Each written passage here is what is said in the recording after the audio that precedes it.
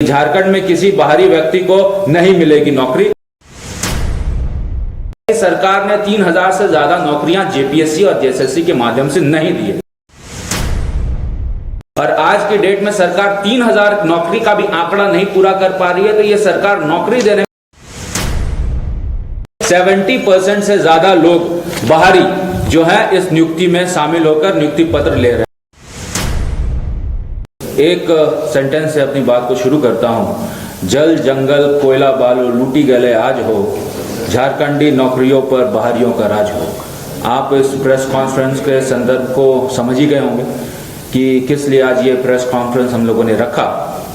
और JMM party के पास सरकार की नीयत ऐसी हो गई है कि किसी के समझ के परे है। सरकार एक ऐसा खतियानी नीति बना रही है जिससे सारी बाहरियों को नौकरी देने का रास्ता खोल रही है। अब पता नहीं किस प्रकार की ये स्थानीय नीति सरकार खतियानी नीति बना रही है कि एक तरफ से नौकरियां घुसाए और दूसरी तरफ से बाहरियों का एंट्रेंस चालू। यही इस सरकार में देखा जा रहा है और हालिया दिनों में जो नियुक्तियां हुई है उसके आधार पर तो हम लोग यही कह सकते हैं।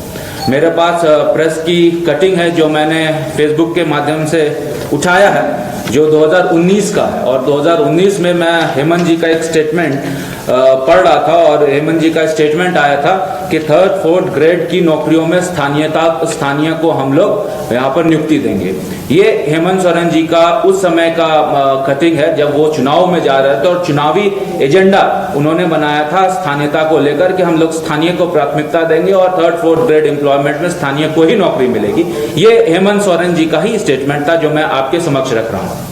कालांतर में आपको भी पता है कि युवा इस बात से सरकार की इस झूठी वादे से प्रभावित हुए और कोई ये सख्त सुविधा नहीं है इसमें मुझे बोलने में कि उसके बाद जेएमएम की सरकार इस मुद्दे पर बनी थी।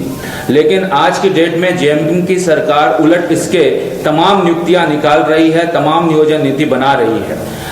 मुझे याद है कि 60-40 का जब आंदोलन हुआ था तो 60-40 के आंदोलन में हेमंत सोरेन जी जब मुख्यमंत्री थे तो उन्होंने सदन के अंदर कहा था कि झारखंड में किसी बाहरी व्यक्ति को नहीं मिलेगी नौकरी। 60-40 को लेकर जब हम लोगों ने सरकार से जवाब मांगा था, विधानसभा के पटल में भी चीजें रिकॉर्डेड है। लेकिन बावजूद इसके हालिया दिनों में जो आप नियुक्तियां देख रहे हैं जो कि नगर विकास विभाग से जेई की हुई, उसमें आप देखेंगे तो आपको भी पता है और हर जगह इस चीज को फेसबुक के माध्यम से पार्टी ने भी प्रचार किया है और हमारे नेताओं ने भी इस चीज को कहा है कि किस प्रकार से 70% से ज्यादा लोग बाहरी जो है इस नियुक्ति में शामिल होकर नियुक्ति पत्र ले रहे हैं। ये मेरे पास आंकड़ा है, ये आपके पास भी उपलब्ध होगा। मैं आपके रेफरेंस के लिए ये आंकड़े लाया हूँ। उदाहरण के तौर पर मैं आपको बता देता हूँ कि कहाँ से बाहरी लोग इस नौकरी के पार्टिसिपेट करके नियुक्तियां लिए हैं। अब आप देखिए कि हमीरपुर उत्तर प्रदेश, फिर आप देखिए सीतामढ़ी बिहार, फिर देखिए सिवान बिहार, फिर देखिए आप नालंदा बिहार, फिर देखिए आप बहराइच उत्तर प्रदेश, फिर देखिए बलिया उत्तर प्रदेश, फिर आप देखिए कि पूर्णिया बिहार, मतलब तमाम कोने से बंगाल, बानकुड़ा बंगाल, फिर आप देखिए बस्तर उत्तर प्रदेश, तमाम ऐसे जगह हैं जहां से लोग यहां पर आके अप्लाई कर रहे हैं और नौकरियां ले जा रहे हैं। और एक ही जगह ये सीमित नहीं है कि बिहार राज्य, उत्तर प्रदेश, बंगाल, हिमाचल प्रदेश, तमिलनाडु, इवन तमिलनाडु से लोग आके यहां पर नौकरी ले जा रहे हैं। और 1-2 की बात होती तो हम लोगों को समझ में आता है, 70% एंड अबव अगर सरकारी नौकरियां बाहरी ले जाएंगे तो किस प्रकार से हम सरकार की जो वादा उन्होंने किया था कि स्थानीयता को हम प्राथमिकता देंगे उस पर वो अमल कर रही है। सोचने का विषय है दोस्तों। हम लोगों ने 1985 का नियोजन नीति लाया, उसके आधार पर नौकरियां हुई और नौकरियां भी तबातोड़ रघुवर दास की सरकार में हुई। आपके पास भी आंकड़े हैं, 1 लाख से ज्यादा नौकरियां हम लोगों ने सरकारी नौकरियां यहाँ के स्थानीय युवाओं को दिया। और इतना ही नहीं, जो उस समय विपक्ष में थे, अभी अब सत्ता पक्ष में है, उन्होंने इल्जाम भी लगाया कि बाहरी को नौकरी देने का काम भाजपा ने किया है। लेकिन हम लोगों ने जो नौकरियां दी उसमें मात्र 15 से 20% 30% ही बाहरी थे और उससे ज्यादा लोग वहां पे बाहरी नहीं थे। ये पब्लिक डोमेन में है और ये सोचने का विषय है और ये चर्चा करने का विषय है कि किस प्रकार से हम लोगों ने जब नौकरियां दी तो उसमें जो नियम संगत है, जो कॉन्स्टिट्यूशनली जिसका प्रोविजन है, उसके आधार पर हम लोगों ने नौकरियां दी। लेकिन झारखंड की वर्तमान की सरकार जो नौकरियां दे रही है, और नौकरी भी कितनी दे रही है, 60, 70, 80 दे रही है, और उसमें से 70% अगर बाहरी को नौकरी मिल जाएगा तो आप समझ सकते हैं कि युवाओं के हित की बात करने वाली सरकार कितना झूठ बोल रही है। आपके पास आंकड़े भी होंगे कि ये सरकार ने अब तक कितनी नौकरियां दी। सरकार ये दावा तो कर रही है कि हमने 60,000, 70,000, 80,000 नौकरी दे दी, लेकिन दावों में कहीं कोई सच्चाई नहीं है।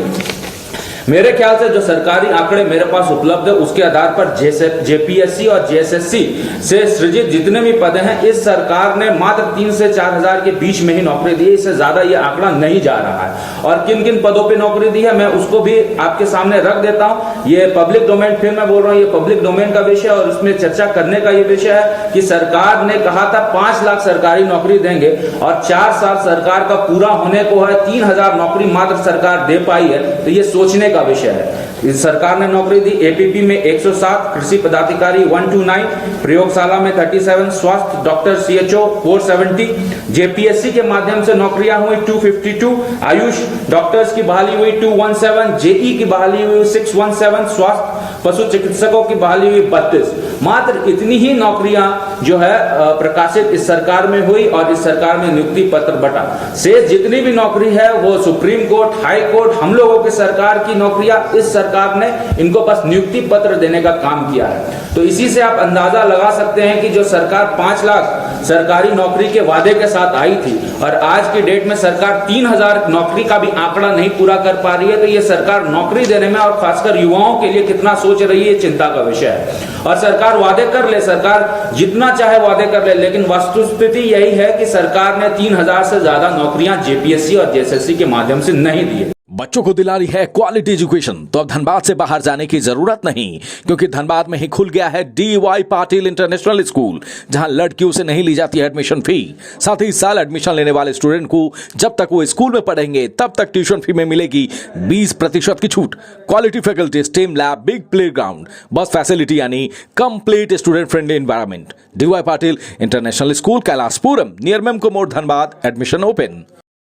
घर के लिए ग्रोसरीज की जरूरत हो या चाहिए फल और सब्जी, डेयरी या बेकरी प्रोडक्ट्स चाहिए या beverages, snacks and branded foods चाहिए हो या ब्यूटी प्रोडक्ट्स, अब इनके लिए अलग अलग दुकानों की तलाश हुई खत्म, क्योंकि रांची में खुल गया है केस्टो मार्ट, जो रखे आपका और आपके बजट का ख्याल।